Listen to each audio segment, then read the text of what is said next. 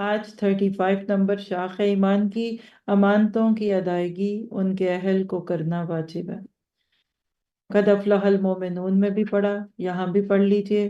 جو جس قابل ہوتا ہے اس کو وہ ذمہ داری دینی چاہیے۔ کسی کو مانت دینا دراصل اس پر بھروسہ کرنا ہوتا ہے۔ کوئی معاملہ کسی کے سپرد کر دینا، کوئی کسی کو ذمہ داری دے دینا، پھر اس سے اس کا حساب لینا، یہ سب امانتیں ہیں۔ ہم سب پر 3 قسم کی امانتیں ہیں۔ وہ امانتیں جو اللہ نے دی ہیں، اپنے نفس کی ذمہ داری، اور جو ہم ایک دوسرے کو دیتے ہیں۔ اسی طرح میں اپنے جسم کی حفاظت کرنی ہے، اپنے نفس کا خیال رکھنا ہے، گناہ میں نہیں ڈبونا، اور دوسروں کے ساتھ تو بہت سارے معاہدے ہیں، اس پہ بھی عمل کرنا ہے۔ قرآن و سنت میں امانت کی اہمیت کسی سے چھپی بھی نہیں ہے۔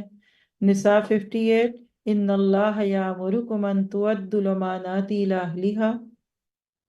اللہ کے نبی نے فرمایا، بخاری کی روایت 34 نمبر، 4 باتیں جس میں ہوں گی وہ خالص منافق ہے، اور اس میں ایک وہ ہے جس کے پاس امانت رکھوائی جائے اور وہ خیانت کرے، اور سب سے بدترین خیانت اجتماعی مال کی خیانت ہے۔ بیت المال ہو یا لوگوں کا مال جس سے کوئی پوچھ نہیں سکتا، یعنی ہم اپنے ذاتی مال کے لیے تو کیئرفل ہوں، اور اجتماعی مال کے لیے ہمیں کیئر نہ ہو۔